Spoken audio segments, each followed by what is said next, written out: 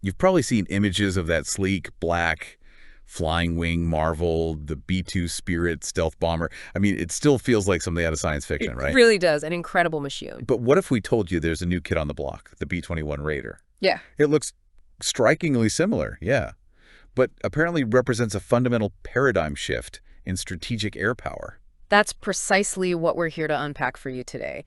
And this deep dive, it isn't just about the B-2 Spirit and its successor, the B-21 Raider, from a purely technical angle. Right. Our mission really is to understand the geopolitical forces that birthed these aircraft, the core design philosophies behind them, the technology, obviously, but also their operational strategies, and even the economic factors that shaped their very existence. So you'll walk away not just knowing what the B-21 is, but truly understanding why it's not simply an upgrade, why it's a completely new answer to the complex security challenges we face in the 21st century. Get ready for some surprising facts, maybe some unexpected connections, and key insights that will make you genuinely well-informed on the future of long-range air power. Let's dive in. Okay, so when we compare these two incredible aircraft, we're essentially looking at, well, a tale of two very different eras. Where did the B-2 Spirit even begin its journey? And what was its singular driving purpose back then? Well, the B-2 Spirit was born from the Advanced Technology Bomber, or ATB project. This was initiated way back in the late 1970s under President Jimmy Carter. Okay. And its purpose was incredibly specific and frankly daunting: to penetrate the Soviet Union's unbelievably dense and sophisticated integrated air defense system, their IADs, and deliver nuclear weapons. That was it.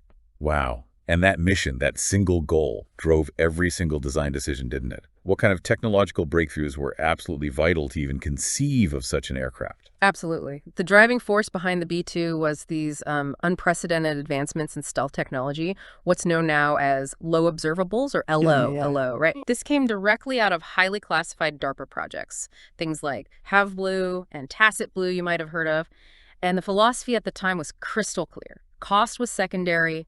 Mission success was everything. Whatever it took. Whatever it took. They needed to guarantee the ability to reach targets deep inside Soviet territory. Now, this uncompromising approach, well, it famously led to the B-2 becoming the most expensive aircraft ever built, by far. And that extreme cost certainly had consequences. I mean, they originally envisioned a fleet of, what, 132 D-2s? That was the plan, yes, 132. But with the collapse of the Soviet Union, that core mission dramatically changed. Yeah. So what was the ultimate impact on its production and its role? Well, precisely. That huge geopolitical shift meant only 21 were ever actually produced, and that includes the prototype. A massive reduction from the original 132. Just 21. Right. Yeah. And its role then broadened considerably. It started doing conventional bombing, and we first saw it in action during the Kosovo conflict back in 1999. Okay, so fast forward to the B-21 Raider. Its genesis sounds completely different. What new threat environment gave rise to this bomber? Yeah, it's a whole different world. The B-21 emerged from the Long Range Strike Bomber, or LRSB, program, which was initiated in 2011. LRSB, yeah. And this isn't about Cold War standoffs anymore. It's a direct response to what's now called the era of great power competition, particularly thinking about China and Russia.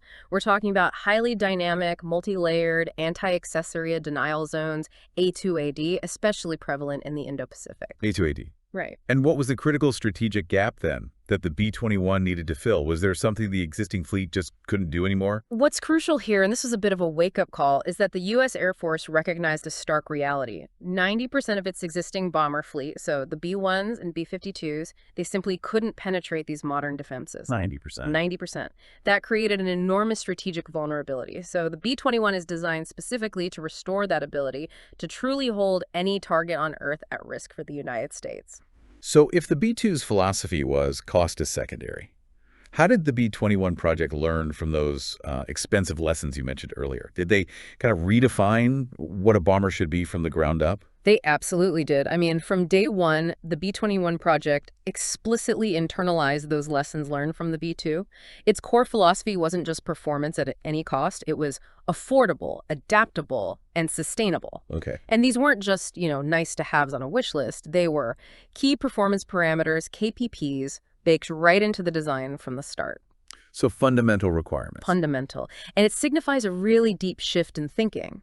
moving from seeing the bomber just as a weapons platform to seeing it as a survivable combat node. It's no longer about relying on a single, incredibly costly silver bullet, but Mm. about having a more distributed, resilient capability. Okay, so if these two bombers are decades apart in development, yet they share that iconic flying wing shape, what makes that design so enduring? Why stick with it? It's a truly brilliant design, honestly. Pioneered by Jack Northrop way back in the 1940s.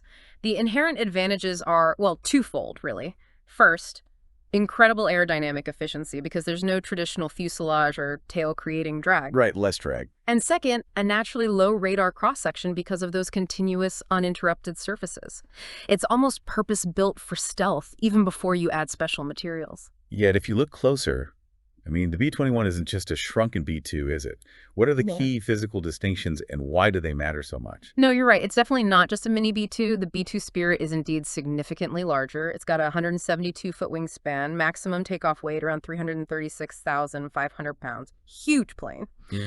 The B-21 Raider, by contrast, is distinctly smaller and lighter. The wingspan is estimated somewhere between 132 and 140 feet, and its max takeoff weight is maybe around 180,000 pounds. That size reduction feels incredibly significant. I mean, what does that unlock for the B-21 program?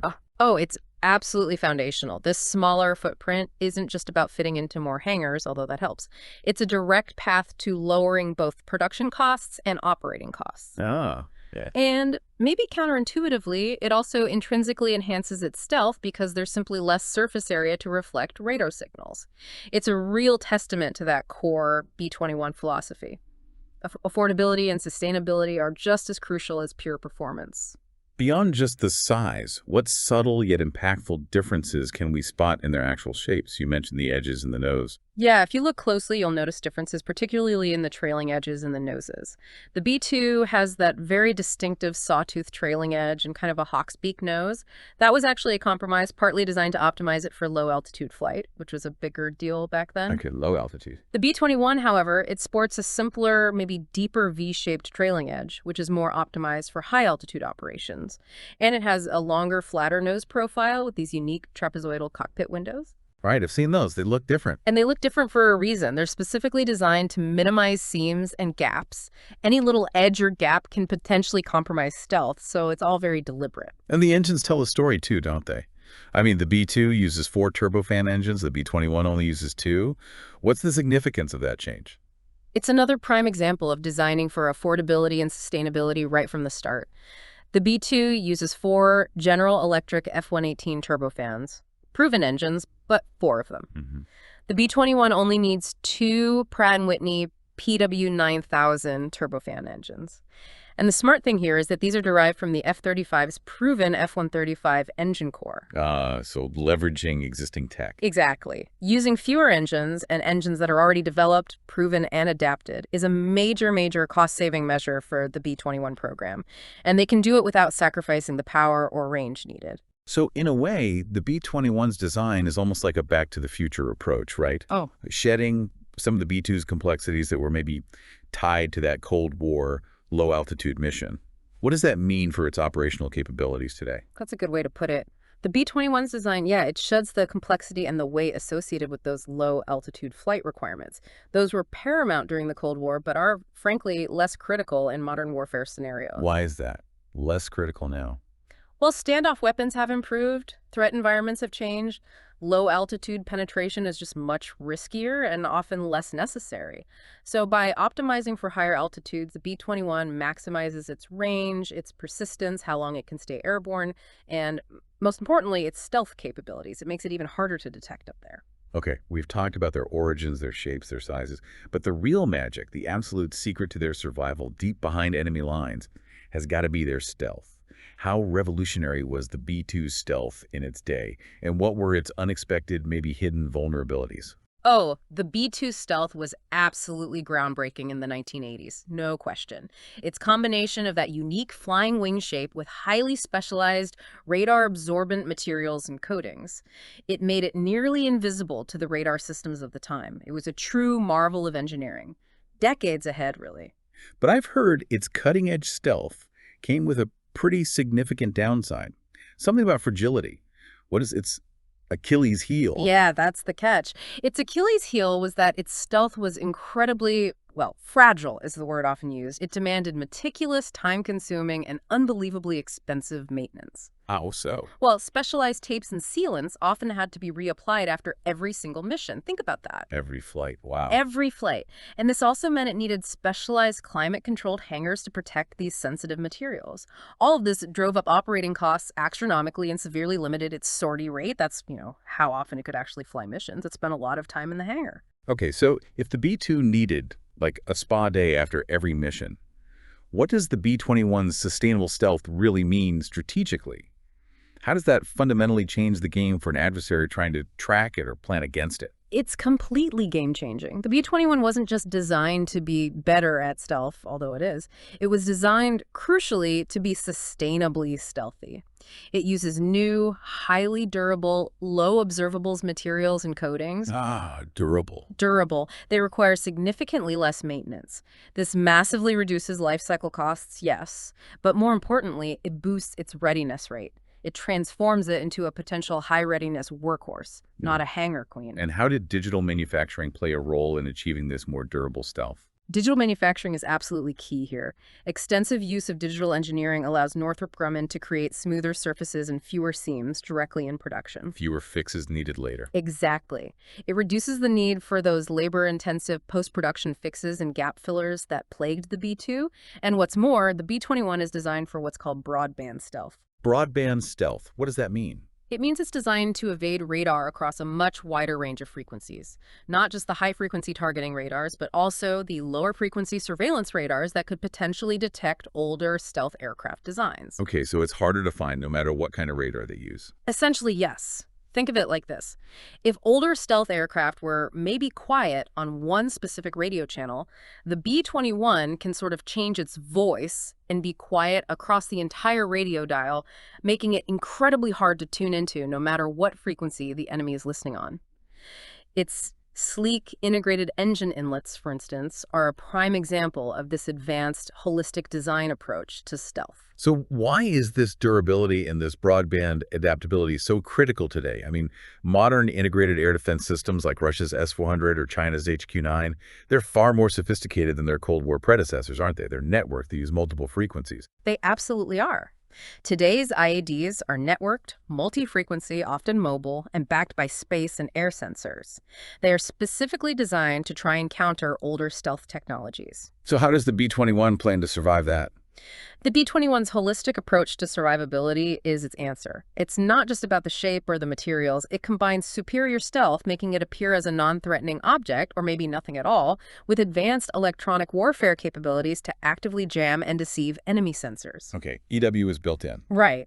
It also boasts enhanced situational awareness, fusing data from its own sensors to proactively avoid threats it might detect. And crucially, it's designed for networked operations, collaborating seamlessly with, say, uncrewed decoys or jamming aircraft flying alongside or ahead of it. The impact of this shift, then, from fragile stealth to sustainable broadband stealth truly sounds immense.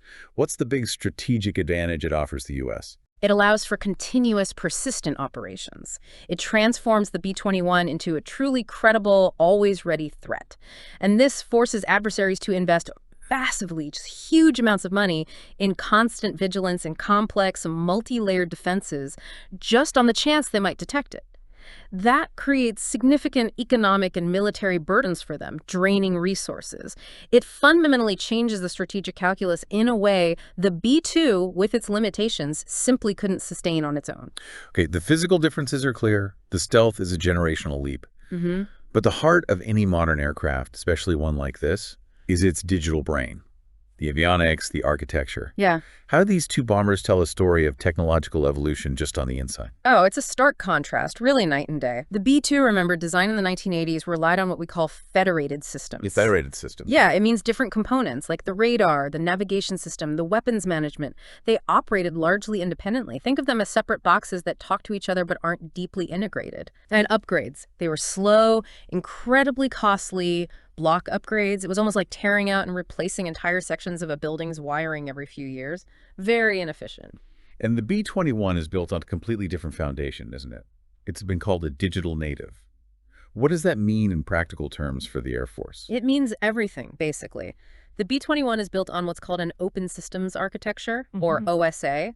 This is absolutely foundational. OSA. Right. It uses industry standard hardware and software interfaces. This effectively breaks the old vendor lock, where you were stuck with one company's proprietary tech. This means new technologies, new weapons, new software potentially from many different manufacturers can be integrated quickly, seamlessly, almost like adding new apps to your smartphone.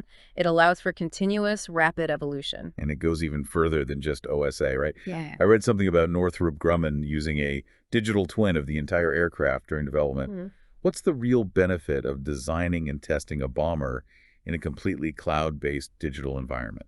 Yeah, the B-21 is actually the first bomber designed and developed entirely in a cloud-based digital environment. And that digital twin is exactly what it sounds like, a highly detailed, physics-based virtual replica of the actual aircraft. Okay. The enormous benefit is that software updates, which are constant in modern complex systems, can be thoroughly developed, tested, validated on this digital twin before ever being installed on the real physical aircraft. So you find the bugs in the simulation, not in the air. Precisely. It dramatically speeds up development, massively reduces risk, cuts testing costs. It's a truly agile approach applied to major defense acquisition. Really revolutionary for a program this size. So this powerful digital backbone, this OSA and digital twin, it transforms the B-21 into more than just a traditional bomb carrier, doesn't it? It sounds like it's designed to be a survivable network hub for the entire joint force. Is that right? That's exactly the concept. The B-21 isn't meant to operate in isolation. It's envisioned as the core, the quarterback of a larger family of systems for long-range strike. This includes things like its own standoff missiles, like the LRSO, but also off-board support systems, drones, and other assets. What's fascinating to me is its potential multi-role capability. Yeah. How does its ability to penetrate deep into enemy territory make it uniquely valuable beyond just dropping bombs? Can it do other things while it's in there? Absolutely. Its ability to not just sneak deep into hostile airspace, but to persist there, to linger, essentially transforms it into a mobile, highly survivable sensor and data hub for the entire joint force. A flying command post, almost. In a sense, yes. While other crucial assets like, say, AWACS surveillance planes or JSTARS ground tracking aircraft simply cannot operate safely inside these heavily defended A2AD zones, the B-21 can. It can provide invaluable intelligence gathering, ISR, and battlefield management capabilities from inside the adversary's defensive bubble. That's huge. And it's also meant to be a crucial piece of the Pentagon's big picture concept, Joint All-Domain Command and Control, or JADC2. How does the B-21 fit into that grander vision of linking everything air, sea, land, space, cyber together? It's seen as an indispensable node within JADC2. Some have described it as acting like a microcosm to manage the electromagnetic spectrum, which, for you listening, basically means it can effectively orchestrate and manipulate the invisible world of radio waves and sensor signals around it, linking sensors and shooters across all branches of the military, even when communications are being jammed or disrupted. Okay, now what about man-unmanned teaming? This seems like a concept that was baked into the B-21's DNA right from the very start. It absolutely was. The B-21 is designed from the ground up for both manned flight and potentially unmanned operations in the future. And crucially, it's designed to control other unmanned aircraft. So it's envisioned as that quarterback or maybe mothership for swarms of these new collaborative combat aircraft, the CCAs we're hearing about. What does that look like in action, and what's the true value of adding that capability? Yeah, exactly. Imagine the B-21 directing these autonomous CCA drones.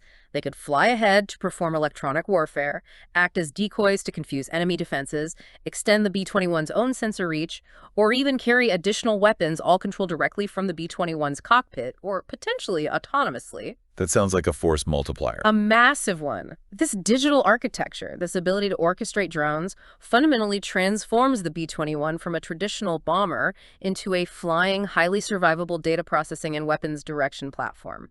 Its real value, arguably, lies less in the bombs it carries itself, and more in its ability to gather, process, and share vast amounts of critical information in highly contested environments, creating what some call data dominance deep within those A2AD zones. So that's the leap then. From fifth-generation fighters, where the pilot gets sensor fusion, to sixth generation, where the entire joint force benefits from this network data fusion, potentially orchestrated by platforms like the B-21. That's precisely the leap in thinking and capability that the B-21 represents. It's about networking the fight at a whole new level in places we couldn't network before. Okay, let's pivot slightly to mission and payload capability. Now, both the B-2 and B-21 are strategic long-range bombers, obviously, Yeah. but their operational performance and weapon payloads really reflect those very different design philosophies we've been talking about. Right. Let's start with range and persistence. How do they stack up? So the B-2 Spirit has an unrefueled range of approximately 6,000 nautical miles. Pretty That's impressive. so amazing, yeah. But the B-21 Raider, thanks to its design optimization, is expected to have an even longer range. Estimates put it around 7,456 miles, maybe 12,000 kilometers. So that longer range for the B-21, that feels like a genuine game changer strategically, doesn't it? What does it allow the bomber to do that's really significant? It's huge. It means it can operate globally, striking targets almost anywhere, launching directly from secure bases in the continental United States without necessarily relying on vulnerable forward airfields closer to the fight. Reduces risk for support infrastructure. Exactly. And that's thanks to its optimized high-altitude, aerodynamically efficient design. We mentioned altitude. The B-2 operates around 50,000 feet. The B-21 is expected to fly even higher, which enhances its sensor reach, its communication range, and further increases survivability. And speed. Are they faster? No, for both, speed isn't the primary factor. They're both high subsonic aircraft. The B-2 around Mach 0.95, the B-21 probably similar, maybe around 870 kilometers per hour. For stealth bombers, survivability comes from low observability and range, not raw speed. Okay, now when it comes to weapon payload, you mentioned the B-2 was designed for mass, carrying a huge amount, up to maybe 60,000 pounds. The B-21, however, is designed more for flexibility with a smaller estimated payload. Why make that trade-off? Seems counterintuitive. It does seem counterintuitive at first glance. The B-2 was indeed focused on mass. Two large bomb bays capable of carrying, 40,000 pounds routinely, maybe up to 60,000 pounds in some configurations.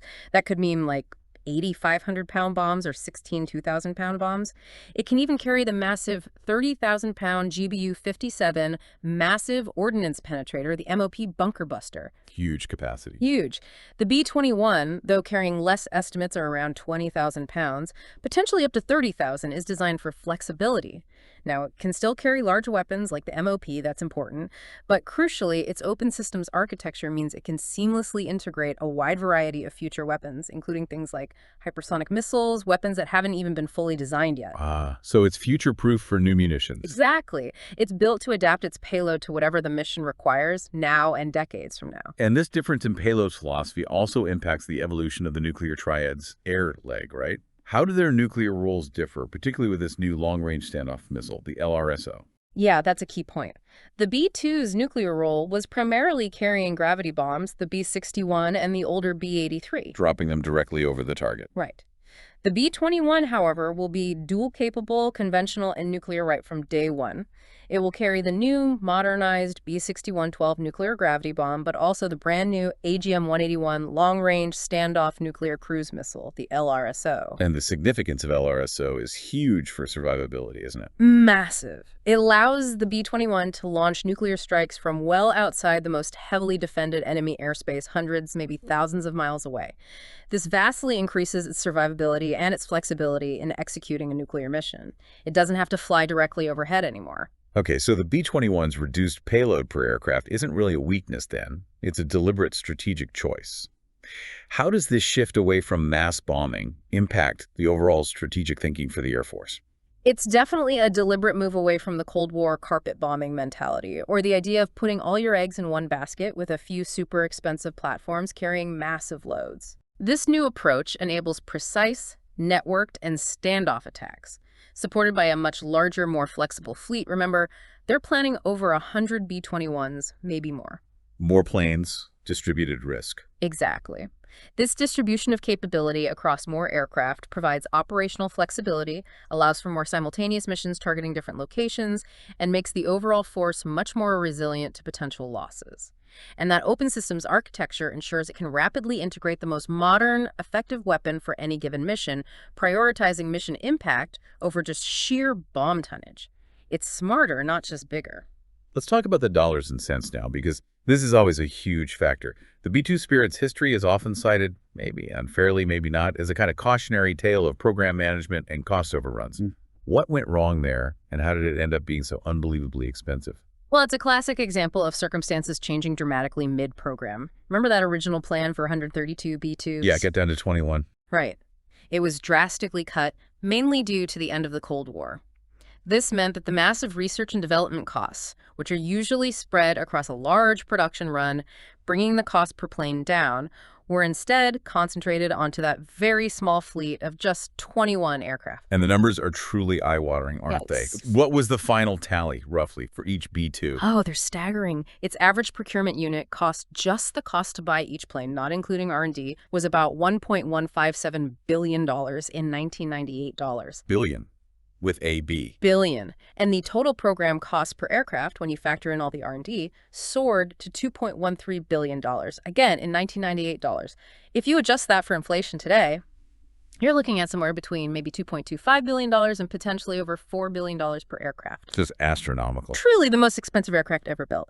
And beyond the purchase price, remember those high operating costs we talked about? Around $65,000 per flight hour, largely due to that high-maintenance, fragile stealth system. It costs a fortune just to fly it, let alone buy it. So the B-21 Raider was explicitly designed, then, to avoid repeating these expensive lessons. How did they actually bake affordability and sustainability into its very DNA right from the start? It wasn't an afterthought this time. No, definitely not an afterthought. They made cost a core requirement. The B-21 program set a strict average procurement unit cost target, the APUC of no more than $550 million in 2010 dollars. Okay, still a lot, but much less than the B-2. Much less. That translates to about $692 million in 2022 dollars. But the point is, cost control was a primary design objective from day one, right alongside stealth and range. And what were the key strategies they used to try and achieve that ambitious cost target? How'd they plan to keep it under control? They focused on several key areas. First, using proven existing technologies where possible, like adapting the F-35's engine core rather than developing every single component from scratch, which is incredibly expensive. Right, leveraging existing investment. Exactly. Second, heavily leveraging digital engineering and advanced manufacturing techniques, like the digital twin, to reduce errors, improve efficiency, and cut down on rework. Fewer mistakes, less cost. Precisely.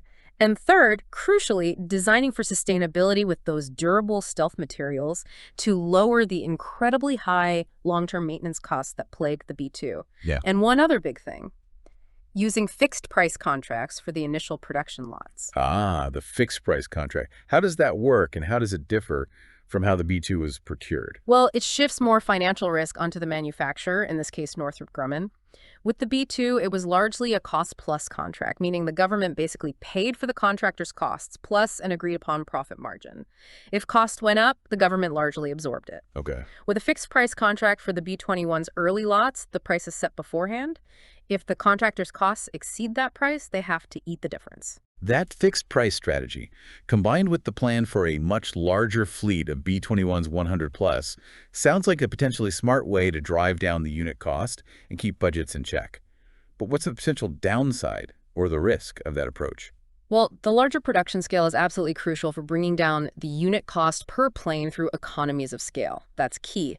However, the potential downside of those fixed-price contracts, especially when combined with unexpected factors like high inflation or supply chain issues, well, it puts immense pressure on the manufacturer. And we've heard reports about that. Yes, it's been publicly reported that these fixed-price contracts, combined with inflation, have caused Northrop Grumman to anticipate incurring over $2 billion in losses just on the first few low-rate initial production lots of the B-21. $2 billion in losses for the builder. Wow.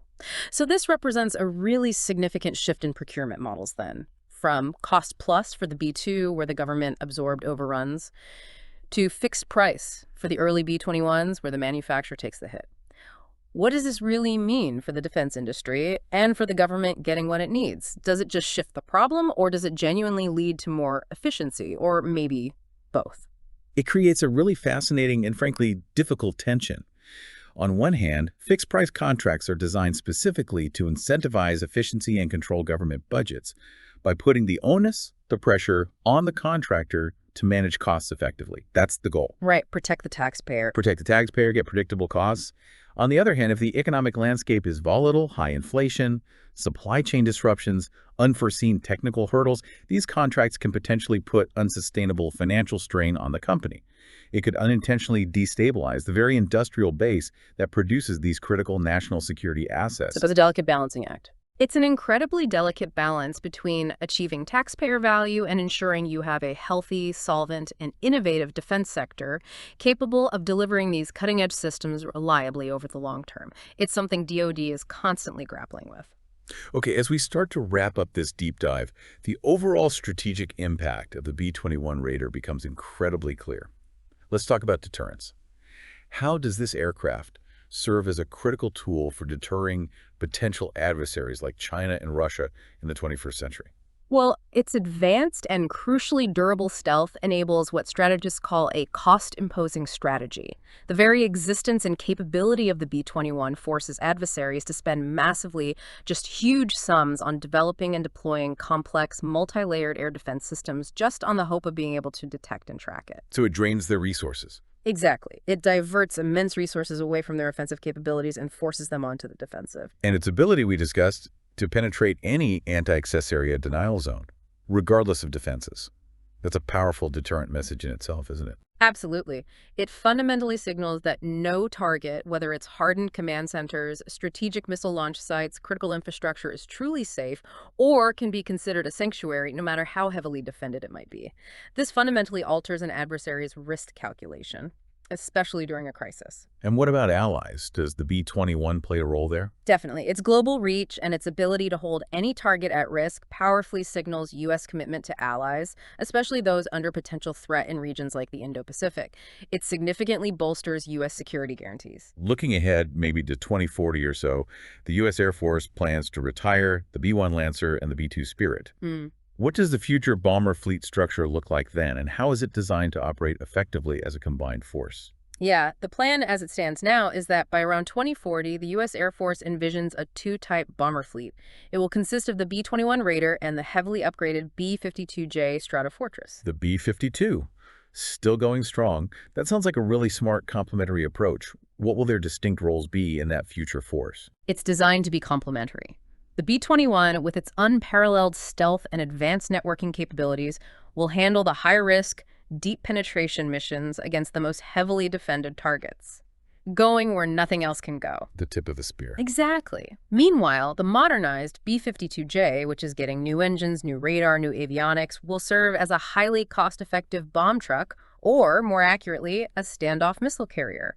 It will launch large numbers of long-range conventional cruise missiles and potentially hypersonic weapons from outside the most contested airspace. So high-end penetration and high-volume standoff. Precisely. It creates a balanced, flexible, and hopefully more manageable cost force structure for the Air Force's long-range strike needs. Okay, so to summarize this whole discussion, the B-21 Raider is clearly much more than just an evolution of the B-2 Spirit. What would you say is its true significance in the grand scheme of strategic air power? What's the big takeaway? I think the big takeaway is that it's a truly revolutionary platform, defined by that new philosophy we kept coming back to: affordable, sustainable, and adaptable air power. Its true significance lies not just in its superior stealth, as impressive as that is, but perhaps even more so in its digital architecture. That architecture transforms it from just a bomber into an all-domain command and control node, a survivable, penetrating sensor shooter hub, which is seen as absolutely essential for success in complex 21st century conflicts. And based on our sources and this analysis, there seem to be some pretty clear policy recommendations emerging for how the U.S. should approach the B-21 program to maximize its potential. First, accelerating production.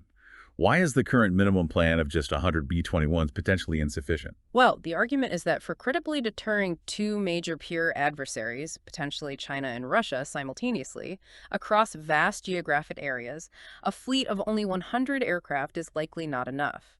Many analyses suggest the U.S. government should aim for a higher production rate, maybe at least 20 aircraft per year once full-rate production starts, and aim for a final fleet size of at least 225 aircraft to provide sufficient capacity, flexibility, and resilience. Okay, more planes needed. Second, prioritizing network integration and those collaborative combat aircraft, the CCAs. Why is fully funding and developing those systems so crucial for the B-21 success? Because the B-21's ultimate power, its true revolutionary potential, really stems from its complete integration into that JADC2 network and its designed ability to operate with and control CCAs. Without robust funding and rapid development of those supporting drones and the network infrastructure, its full potential as that networked combat node we discussed simply cannot be realized. The platform and the network have to mature together. Got it. They're symbiotic. And finally, reevaluating the procurement model. We talked about the fixed price contract issues. What's the concern moving forward, and what might be a better approach for future production lots? The concern is that while fixed price contracts are good for initial cost control and incentivizing efficiency, their long-term sustainability, especially in volatile economic times, is questionable. As we saw with the reported losses incurred by Northrop Grumman, the recommendation is that the Department of Defense should explore potentially more flexible, perhaps hybrid contracting models for future, larger production lots. Models that better balance taxpayer value with the critical need to maintain a healthy, innovative, and financially stable defense industrial base capable of producing these vital systems. We've truly gone deep today, haven't we? Unpacking how the B-21 Raider really is a generational leap in air power. Meticulously designed, it seems, to meet the incredibly complex geopolitical realities and technological demands of our time. It's quite a remarkable story of learning, sometimes the hard way, from the past to build the future of strategic deterrence. It truly is a fascinating comparison. And as we've seen, the B-21 Raider is clearly a triumph of engineering and strategic thinking. But his journey, especially regarding those fixed-price contracts, also highlights this significant financial strain and risk placed on manufacturers in a volatile economic landscape. And this really raises a crucial, maybe broader question for all of us to think about. How can nations effectively balance that relentless drive for cutting-edge military innovation, getting the absolute best capabilities, with sustainable economic realities? How do you ensure you get the advanced systems you need without potentially jeopardizing the very industrial base that creates them? Something for you to consider until our next deep dive.